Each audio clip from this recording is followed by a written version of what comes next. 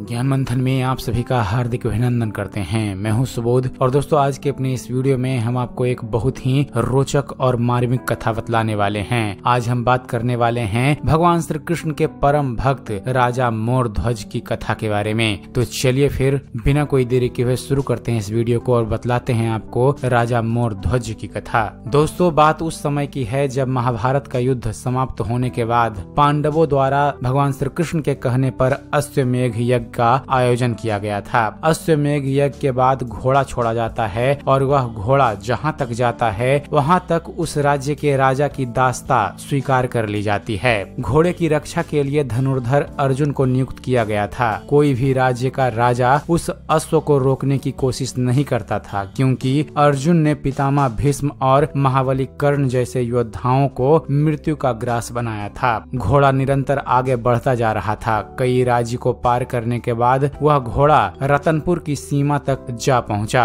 रतनपुर के राजा मोरध्वज, जिन्हें मयूर ध्वज भी कहा जाता है, वह बड़े ही धर्मात्मा और भगवान श्री नारायण के परम भक्त थे। राजा मोरध्वज के पुत्र धीरध्वज, जिन्हें ताम्रध्वज भी कहा जाता है, धीरध्वज ने अल्प आयु में ही युद्ध कला में सर्व शिक्षा प्राप्त कर ली थी। वीर धीरध्वज ने अश्वमेघ का वह घोड़ा रोक लिया और घोड़े की रक्षक अर्जुन की प्रतीक्षा करने लगा। सेना सहित धनुर्धर अर्जुन वहां पहुंचे और उस बालक से कहा, हे बालक, तुमने जिस घोड़े को रोका है वह चक्रवर्ती सम्राट युधिष्ठिर के अश्वमेघ यज्ञ का घोड़ा है, जिसकी सुरक्षा में मैं स्वयं खड़ा हूँ। इस घोड़े को पकड़ने का साहस किसी भी राज्य के राजा ने अभी तक नहीं किया। जिस राज्य में इस घोड़े ने अपने पैर रखे उस राज्य के राजा ने युधिष्ठिर की दास्ता स्वीकार कर ली है। मैं तुम्हारी भूल समझकर तुम्हें क्षमा करता हूँ, इसलिए तुम यह घोड़ा छोड़ दो। इस बात पर ताम्रध्वज ने अपनी वीरता का परिचय देते हुए कहा, हे अर्जुन, सिर्फ आप ही कहोगे या मेरी भी सुनोगे? मैं रतनपुर का भावी सम्राट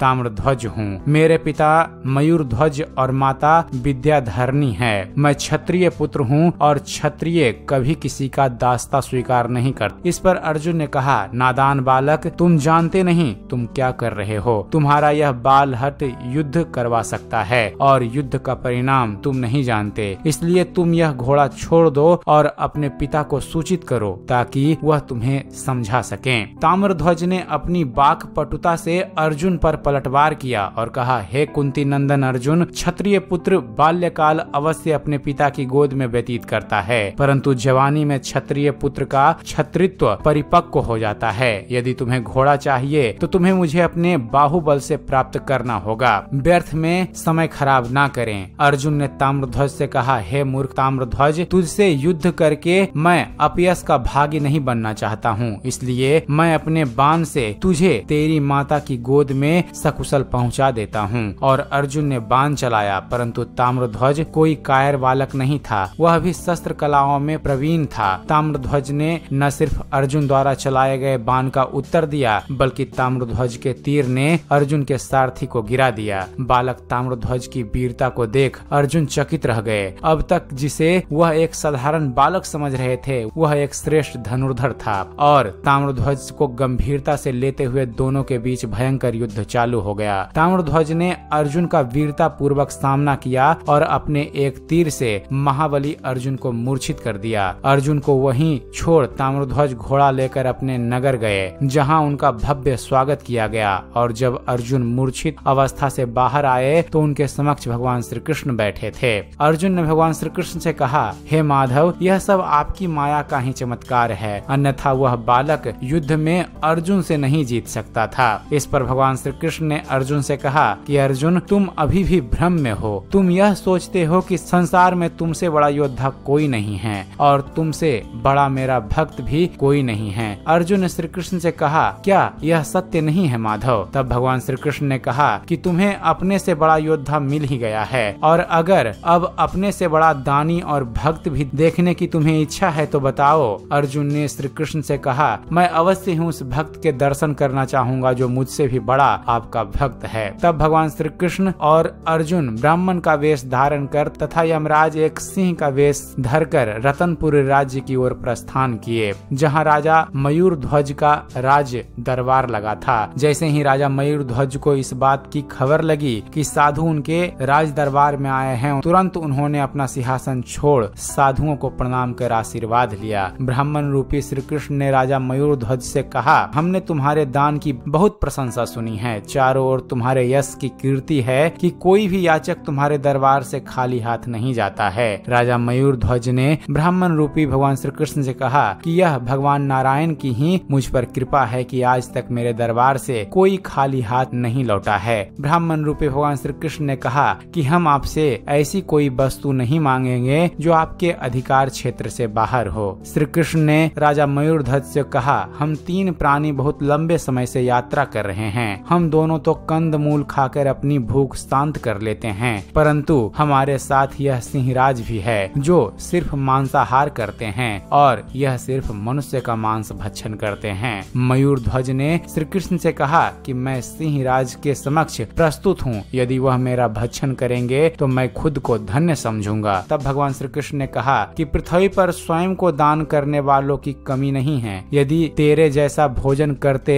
तो हमें आपके पास आने की जरूरत नहीं होती। महाराज मयूरध्वज ने श्री कृष्ण से कहा कि अब आप ही बताएं मैं कैसे सिंहराज के भोजन की व्यवस्था कर सकता हूँ। ब्राह्मण बने भगवान श्री कृष्ण ने राजा मयूरध्वज से कहा कि हमारे सिंह के भोजन के लिए आपको अपनी रानी सहित आरा लेकर अपने पुत्र ताम्रध्वज को चीरना होगा, जिससे सिंहराज भोजन कर सकें। श्री कृष्ण की आवाज सुनकर सारा दरबार आश्चर्यचकित हो गया। स्वयं अर्जुन भगवान श्री कृष्ण के इस तरह की बात से डर गए। एक क्षण के लिए राजा मयूरध्वज भी डगमगाए, परंतु समझ गए। राजा मयूरध्वज ने कहा कि हे महात्मा, धन्य है मेरा पुत्र ताम्रध्वज जिसे आपने सिंहराज के आहार के लिए चुना है। श्री कृष्ण ने राजा मयूरध्वज से कहा कि पुत्र को चढ़ाते समय यदि माता पिता की आंखों में आंसू आए तो सिंहराज भोजन स्वीकार नहीं करेंगे। राजा मयूरध्वज ने अपने पुत्र और पत्नी को भी राजी कर लिया। अर्जुन राजा के इस प्रकार समर्पण और वचनबद्ध बातों को देखकर आश्चर्यचकित रह गया। इसके बाद राजा ने आरा उठाया और अपने इकलौते पुत्र के सिर पर रखकर परमपिता परमात्मा का स्मरण करते हुए अपने पुत्र को चीर दिया। अर्जुन चौंक कर मूर्छित हो गए। आरे से निरंतर उनके शरीर के 2 भाग किए जा रहे थे।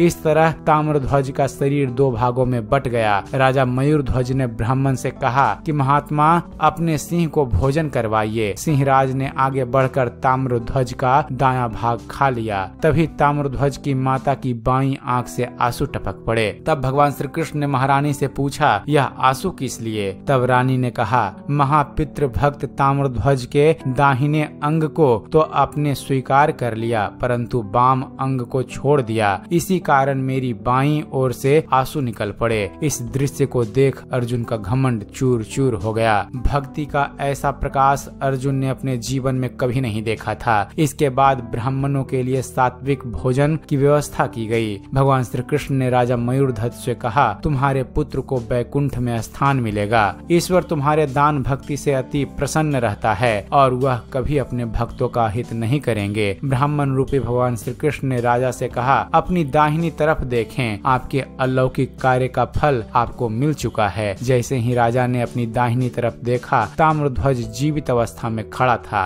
अपने पुत्र को देख रानी ने उसे गले से लगा लिया। राजा मयूरध्वज ने ब्राह्मण से कहा कि आप कौन हैं और किस कारण आपने मेरी इतनी कठिन परीक्षा ली। भगवान श्री कृष्ण ने अपने विराट स्वरूप के दर्शन राजा मयूरध्वज को दिए और मयूरध्वज भगवान श्री कृष्ण के चरणों में गिर गए। यह दृश्य देख अर्जुन उस महादानी राजा मयूरध्वज के पैरों में गिर गए और इस तरह अर्जुन का अहंकार नष्ट हो गया। तो दोस्तों, यह थी मोरध्वज की कथा। उम्मीद करते हैं फ्रेंड्स आप सभी को हमारा ये वीडियो पसंद आया होगा। वीडियो पसंद आया हो तो वीडियो को लाइक और शेयर करना ना भूलिएगा। और दोस्तों, ऐसे ही धर्म और इतिहास से जुड़े हुए ज्ञानवर्धक वीडियो देखते रहने के लिए आप हमारे चैनल ज्ञान मंथन को सब्सक्राइब करना ना भूलिएगा। आप हमारे चैनल को सब्सक्राइब कीजिए और देखते रहिए, जानते रहिए। धन्यवाद। जय हिंद।